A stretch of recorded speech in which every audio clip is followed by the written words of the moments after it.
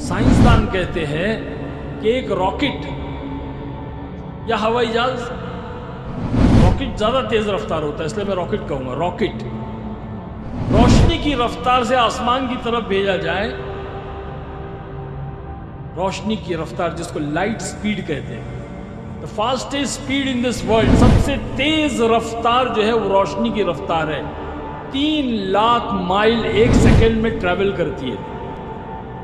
آپ نے یہاں سوئچ آن کیا، بٹن دبایا، 3 لاکھ مائل وہ چلے جاتی ہے۔ اتنی رفتار سے اگر ایک ہوائی جہاز یا راکٹ آسمان کی طرف بھیجے اور وہ راکٹ 100 کروڑ سال تک یعنی کہ 1 ارب سال تک چلتا رہے تب بھی پہلے آسمان پر نہیں پہنچ سکتا۔ اللہ اکبر، اتنی دوری پر اللہ نے آسمان میں، ہماری سمجھ، ہم کو تو یہ بادل نظر آتے ہیں، آسمان کہاں نظر آتا ہے؟ بہت اوپر ہے آسمان، بہت اوپر۔ اللہ کہتا ہے تو اتنے گناہ کر لے کہ تیرے گناہ آسمان تک پہنچ جائے۔ اس کا مطلب یہ ہے کہ گناہوں کی طے لگا، ایک گناہ کیا، دوسرا، تیسرا، چوتھا، پانچواں، ایسے جو ہے طے بتے، جیسے ہم کپڑے لگاتے ہیں نا اپنی الماریوں میں، طے لگاتے ہیں نا کپڑوں کے، ویسے تو گناہوں کی طے لگا اور تیرے گناہ آسمان تک پہنچ جائے۔ میں تو کہتا ہوں کہ اتنے گناہ آدم علیہ السلام سے لے کر قیامت تک آنے والا انسان، مرد اور عورت، سب مل کر کرے اور جنات بھی مل جائیں اس کے اندر،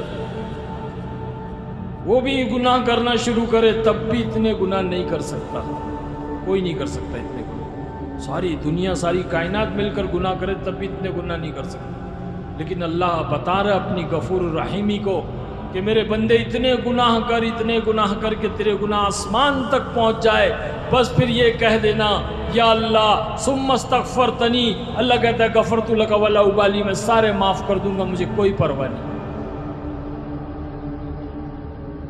لیکن کوئی کہے تو کہ اللہ معاف کر دے، اللہ میں بہت گنہگار ہوں، معاف کر دے، میری زندگی کو بدل دے، مجھے ہدایت دے دے، تیری رضا والی زندگی دے دے۔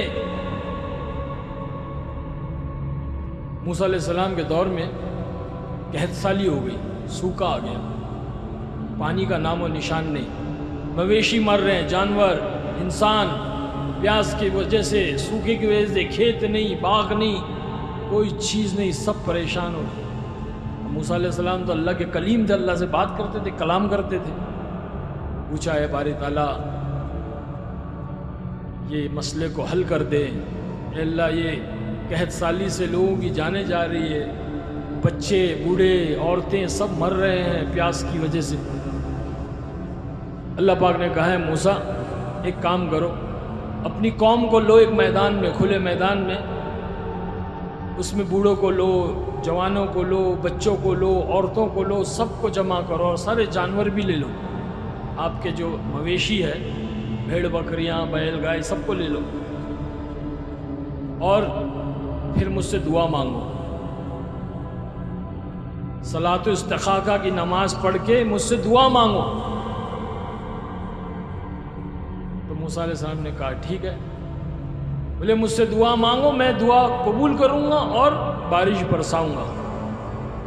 تو موسیٰ علیہ السلام نے سب کو اکٹھا کیا اور سب کو اعلان کر دیا کہ اللہ پاک یہ کہہ رہا ہے چلو سب ایک میدان میں اکٹھا ہو جاؤ اور نماز پڑھ کے پھر اللہ سے دعا کریں گے۔ تو سارے جمع ہو گئے۔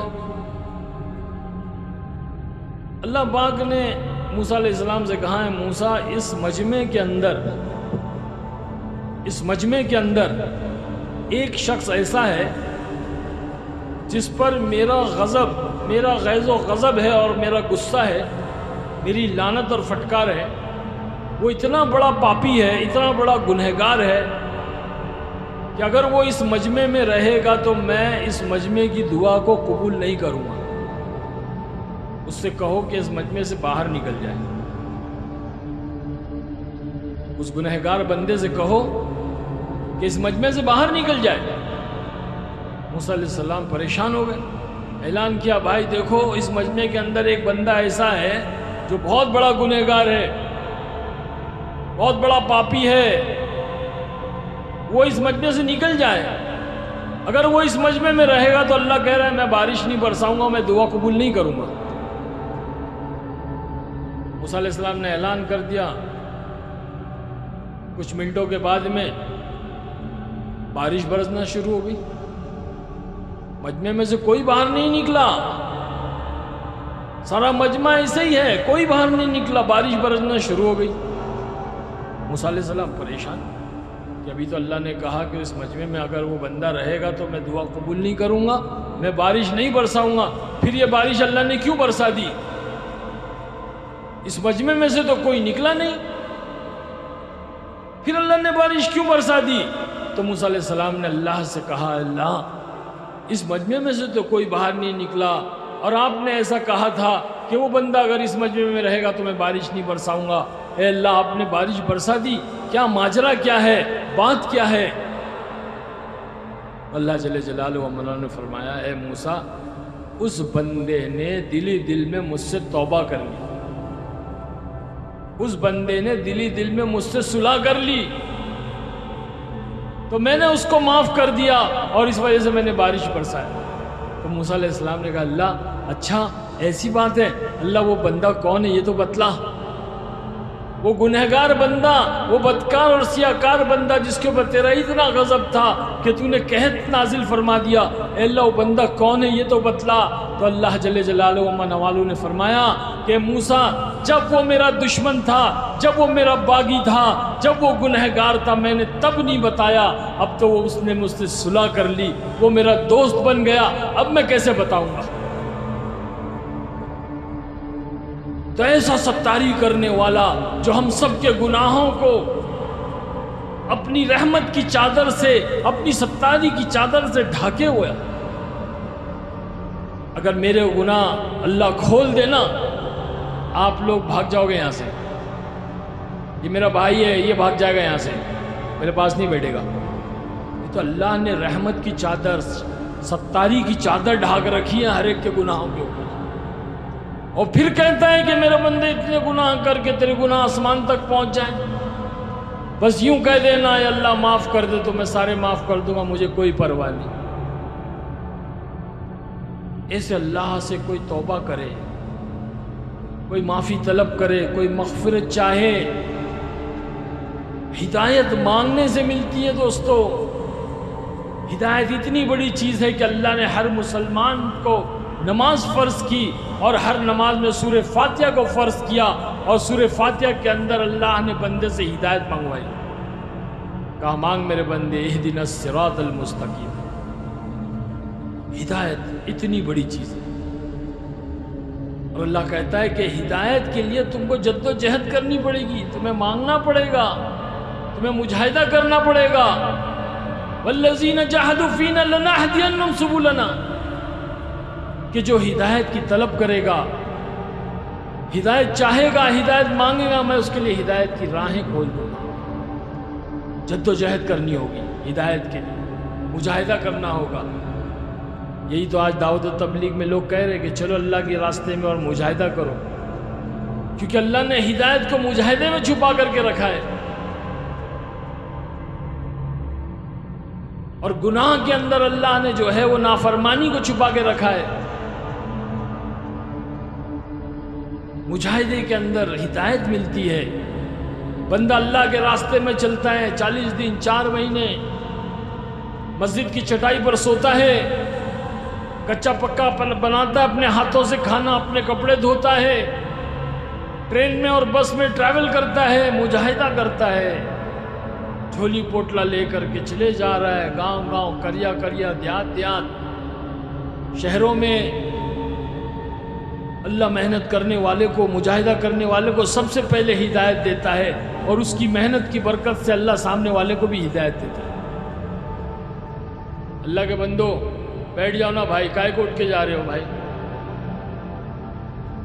تھوڑی دیر لوں گا، زیادہ نہیں لوں گا۔ ہمارے کمیٹی والے تو کہہ رہے کہ خان صاحب آپ 1.5 گھنٹہ بات کرو، یا تو آدھا گھنٹہ نہیں ہوا، پبلک اٹھ کے جا رہی ہے۔ تو یہ بہت بری بات ہے، یہ دیکھ کر کے سب سے زیادہ دکھ ہوتا ہے کہ رحمت کی مجلس کو، مغفرت کی مجلس کو، ہدایت کی مجلس کو چھوڑ کر آدمی بیچ میں چلا جائے۔ یہ بہت بڑا بدبخت ہے، جیسی مجلس میں سے اٹھ کر چلا جائے بنا کسی اجر کے، بنا کسی تکلیف کے، کوئی پریشانی نہیں ہے، تھوڑا سا مجاہدہ ہے۔ دیکھو یہ مجاہدہ ہے، یہ بیٹھنا، اللہ رسول کی بات کو سننا، قرآن حدیث کی بات کو سننا، دین کی بات کو، یہ مجاہدہ ہے۔ نیند کو قربان کر کے بندہ بیٹھ، پھر اللہ کو محبت آتی ہے، اللہ کو پیار آتا ہے، پھر اللہ جو ہے وہ مغفرت کرتا ہے، ہدایت دیتا ہے، نوازتا ہے اللہ پاک۔ یہ چاہیے اللہ کو کہ میرا بندہ نیند کو قربان کر کے بیٹھا ہے، میرے لیے بیٹھا ہے، میری بات سننے کے لیے بیٹھا ہے، میرے دین کی مجلس میں بیٹھا ہے، وہ مجلس جس کو فرشتوں نے گھیرا ہوا ہے۔ آپ کو نظر نہیں آ رہا، مجھے نظر نہیں آ رہا ہے، لیکن اللہ کے نبی کی، سچوں کے سچے رسول کی بات ہے کہ ایسی مجلسوں کو فرشتے گھیر لیتے ہیں اور ایک قطار آسمانوں تک لگا دیتے ہیں، اللہ کی بارگاہ میں پہنچ جاتے ہیں۔ اللہ باوجود جاننے کے، تفکر کے طور پہ پوچھتا ہے کہ فرشتوں کہاں سے آ رہے ہو؟ عرض کرتے ہیں بارے تعالیٰ ایک ایسی مجلس سے آ رہے جہاں کچھ بندے اور بندیاں بیٹھ کر تیرے دین کی بات کر رہے ہیں، تیرے نبی پر درود پڑھ رہے ہیں، سلام پڑھ رہے ہیں، اور اللہ تیری تعریف بیان کر رہے ہیں، تیری بڑائی بیان کر رہے ہیں۔ اللہ کہتا ہے فرشتوں تم گواہ رہنا، تم گواہ رہنا، میں نے اس مجلس میں بیٹھنے والوں کی مغفرت کر دی۔ اور اس میں سے آدمی اٹھ کے چلا جائے، خیر یہ بھی قسمت کی بات ہے۔ تو اللہ فرماتا ہے کہ مجاہدہ کرو، والذین جاہدوا فینا لنہدینہم سبلنا۔ اللہ کہتا ہے میں اس کے لیے جو مجاہدہ کرے گا، قربانی دے گا، جان کی، مال کی، وقت کی، اپنے جذبات کی، تو میں اس کے لیے ہدایت کی راہیں کھول دوں گا۔ سبلنا جو ورڈ ہے یہ عربک ورڈ ہے، عربی کے اندر، قرآن کے اندر کا سبلنا یہ پلورل ورڈ ہے، جیسے کہ ایک نہیں، انیک، انیک، ایک نہیں بہت سارے۔ تو اللہ کہہ رہا ہے میں ہدایت کے راستہ نہیں کہا، اللہ نے راستے کہا، سبلنا، میں تمہارے لیے ہدایت کی راہیں، ہدایت کے راستے کھول دوں گا۔ معمولی بات نہیں ہے یہ چٹائی، اللہ کے گھر کی چٹائی میں جو بندہ جاتا ہے نا 3 دن 40 دن 4 مہینے اور سوتا ہے اللہ کے گھر میں، فرشتوں کے ماحول میں،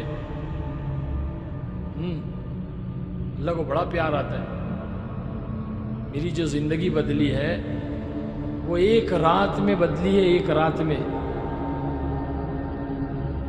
اللہ پاک ہر ایک کی نوعیت سے واقف ہے۔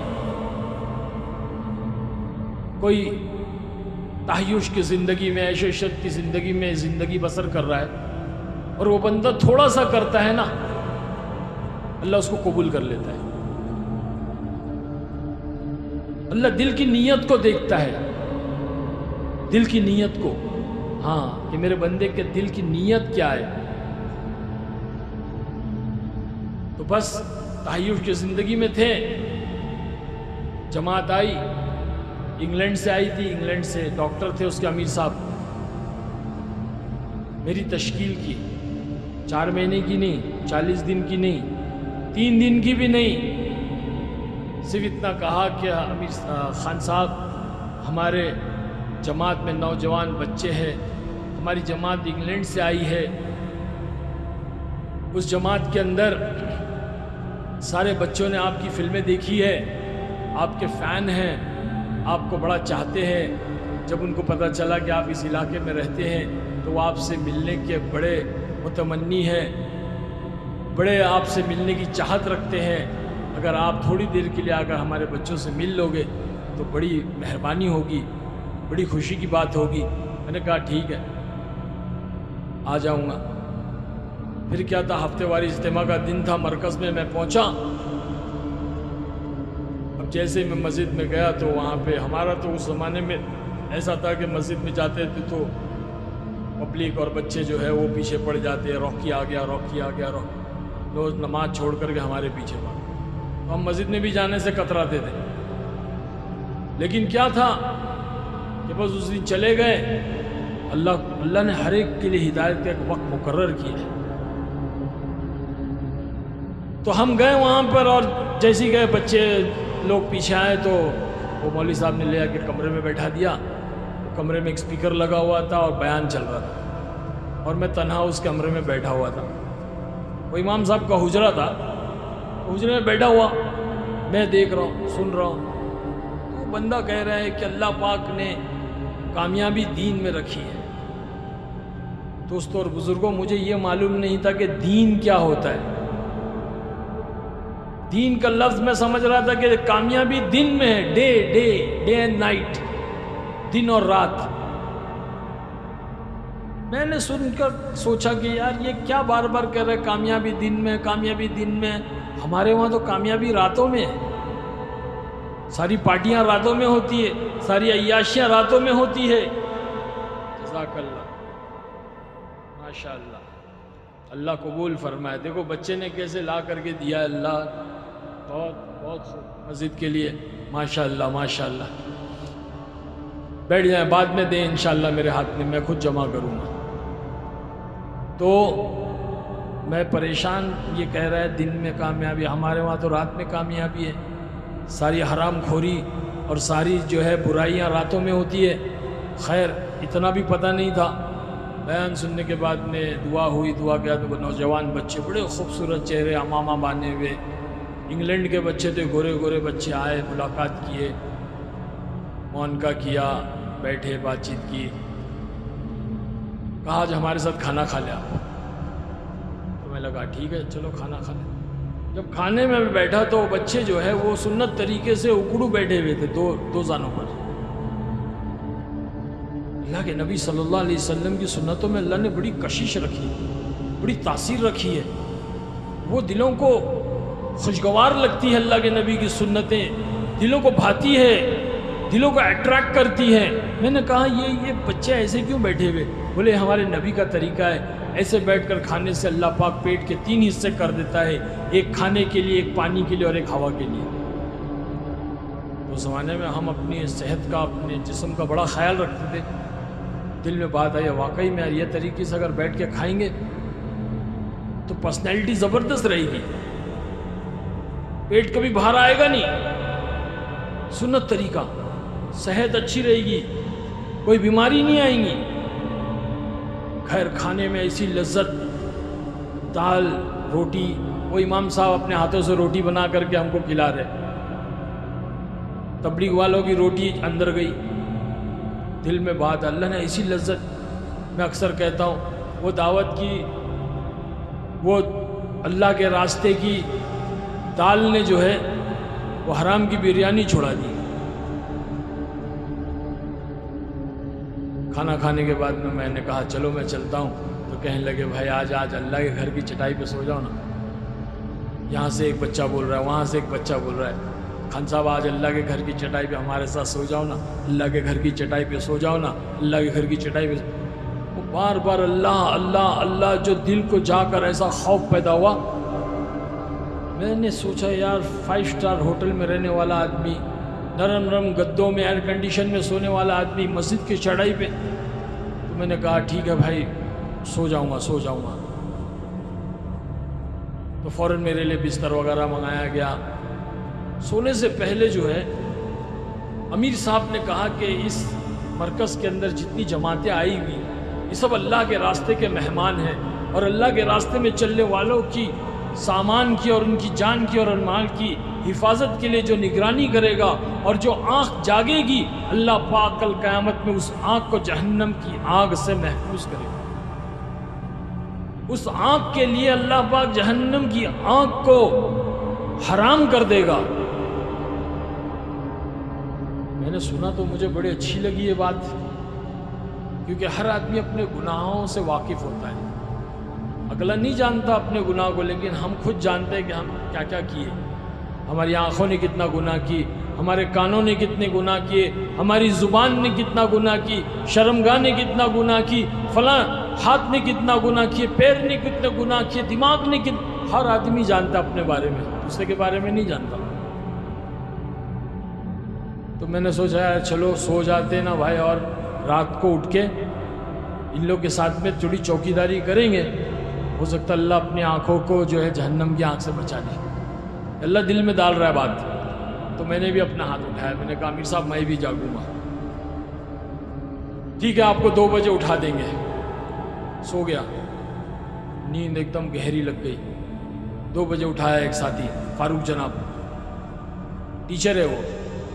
बोले आरिफ भाई, खान साहब उठो, वो आपने कहा था ना चौकीदारी के लिए। मैंने बोला हाँ हाँ। उठ के उनके साथ जाकर मैं मस्जिद के दरवाजे पे बैठ गया। दावत और तबलीग के साथियों की खासियत है कि जब आप उनकी सोहबत में रहोगे, आप उनके साथ रहोगे, तो वो फ़ौरन जो है अल्लाह रसूल की बड़ाई, दीन की बात शुरू कर देते। अब वो फ़ारूक जनाब ने जो है वो अल्लाह रसूल की बात करनी शुरू की। मैं उनकी बात सुन रहा हूँ अपने कानों से, लेकिन मेरे दिल और दिमाग में एक बात आई कि आरिफ खान, आज तो अल्लाह के घर की चौखट, अगर अल्लाह पाक तुझे किसी के दर का चौकीदार बना देता या किसी दर का कुत्ता बना देता तो तू क्या करता? अचानक वहां से रोने की आवाज। पहली सफ में लोग नमाज पढ़ के दुआ कर रहे, रो रहे, मरकज में, अल्लाह माफ कर दे, अल्लाह माफ कर दे। परेशान इतनी रात को, ये क्यों रो रहे भाई? मैंने पूछा फारूक जनाब ये क्यों रो रहे लोगों, क्या तकलीफ है, क्या परेशानी है, कोई मसला है, पैसे चाहिए, क्या क्या प्रॉब्लम क्या है बताओ? बोले नहीं खान साहब, जिस तरह से अल्लाह के नबी सल्लल्लाहु अलैहि वसल्लम और सहाबा रोया करते थे उम्मत के गम में,